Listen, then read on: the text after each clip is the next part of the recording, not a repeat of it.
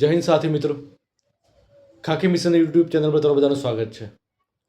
મિત્રો, ફોરેસ્ટ ડિપાર્ટમેન્ટની ભરતીને લઈને બધાને મૂંઝવાતું હશે કે ક્યારે પરીક્ષા આવશે, ક્યારે પ્રેક્ટિકલ લેવાશે, કેવી રીતે તૈયારી કરવી, શું વાંચવું, ક્યારે પ્રેક્ટિકલની તૈયારી કરવી. તો મિત્રો, હું આજે તમને થોડી ટિપ્સ આપીશ કે આપણે ફોરેસ્ટને લગતી તૈયારી કરવા માટે શું કરવું.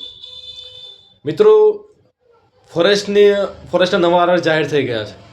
તમને બધાને ખબર હતી કે પહેલાં જિલ્લા વાઇઝ મેરિટ પડતું હતું કે આટલું આનું આટલું આનું તો આટલું આનું. મિત્રો, હવે એવું નથી. મિત્રો, હવે આપણે ફોરેસ્ટને ડાયરેક્ટ ઓવરઓલ મેરિટ પડશે.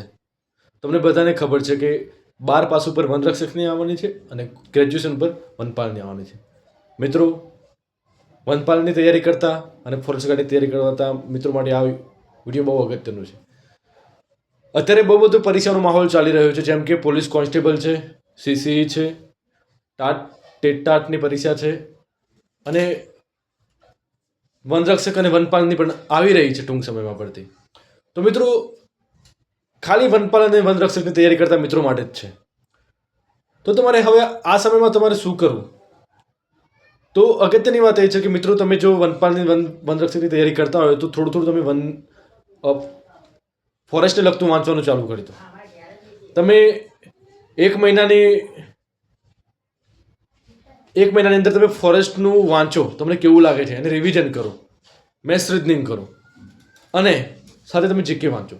મિત્રો, તમને એવું લાગે કે હવે મારે ફોરેસ્ટની તૈયારી કમ્પ્લીટ થઈ રહી છે, મારે લોકો લાઈન પર થઈ રહ્યું છે, બધું થોડું થોડું ધીરે ધીરે વાંચી રહ્યું છે, તો તમે પ્રેક્ટિકલની તૈયારી કરો.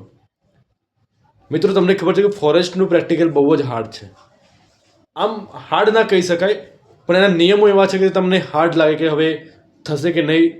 આમાં આપણે દોડ આવી ગઈ, લાંબુ કૂદકો, ઊંચો કૂદકો, રસ્સા ચડ, તો તમને આ બધું કરવું થોડું અઘરું લાગશે. પણ મિત્રો, તમે એક મહિનાની તૈયારીમાં આ બધું નહીં થઈ શકે. તો તમે પહેલાં અત્યારથી તમે થોડું વાંચવાનું ચાલુ કરી દો અને હા, પછી તમે પ્રેક્ટિકલની તૈયારી ચાલુ કરો.